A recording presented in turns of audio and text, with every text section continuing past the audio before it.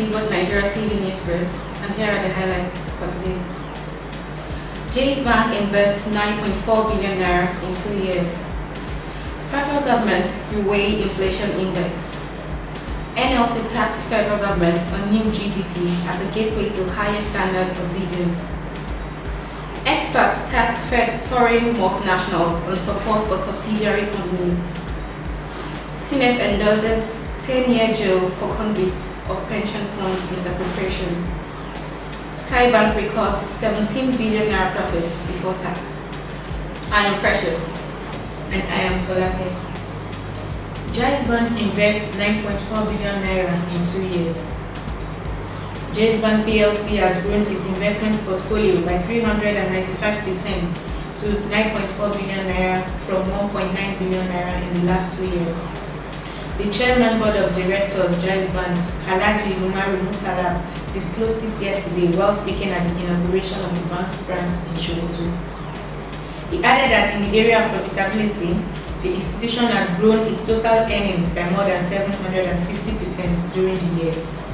According to him, the non-interest bank's customer deposit took a massive leap of more than 460% from 3.2 billion naira to 18.6 billion naira.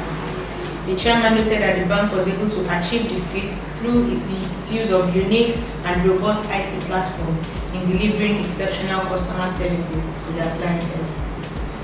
Federal government to reweigh inflation index.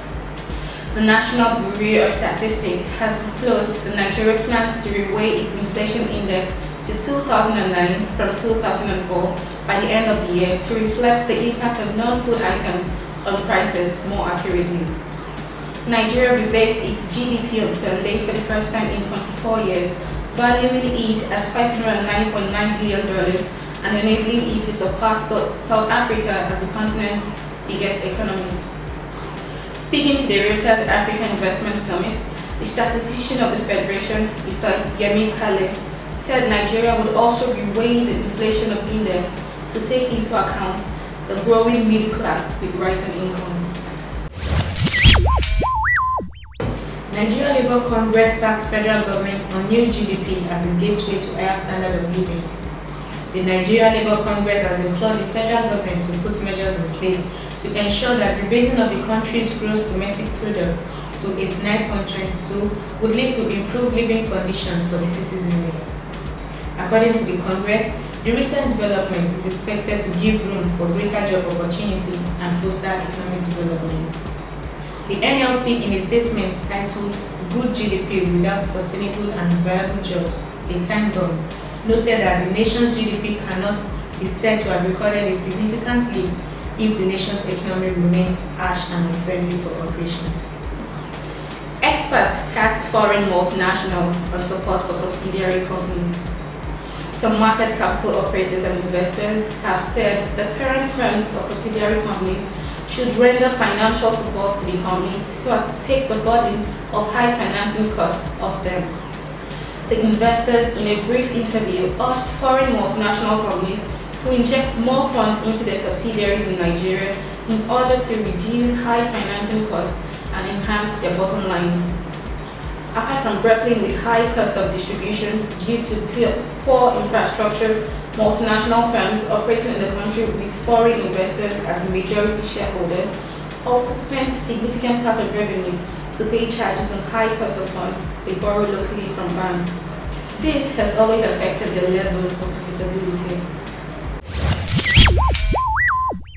Senate endorses 10-year jail for convicts of pension fund misappropriation. Following the spate of corruption in different government agencies that has led to untold hardship for pensioners in the country, the Senate yesterday approved a 10-year jail term for any individual convicted of pension fund misappropriation. The bill stipulates that convicted offenders will forfeit any assets they acquire with the funds, and that each of the directors of a pension firm will pay 5 million naira fine if found as accomplices. The bill also proposes a sum of 10 million fine to be paid by any pension fund administrator which fails to meet its obligations to contributors. The Act reads, notwithstanding the provisions of any other law, the Commission may, in addition to the penalties stipulated under this Act, impose additional sanctions on the board any director, manager, or officer of a pension fund administration or pension fund custodian that violates any of the provisions of this act. Skybank records 17 billion naira profit before tax.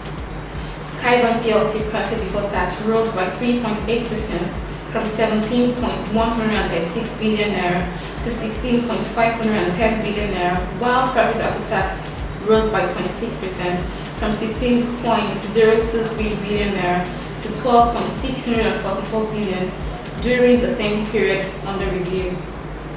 The financial institution is proposing to its shareholders a dividend of 3.965 billion naira, representing 30 kobo per ordinary share of 50 kobo. This was disclosed in the bank's full year audited financial results ended December 31st, 2013, submitted to the management of the Nigerian Stock Exchange on Tuesday. And that will be all.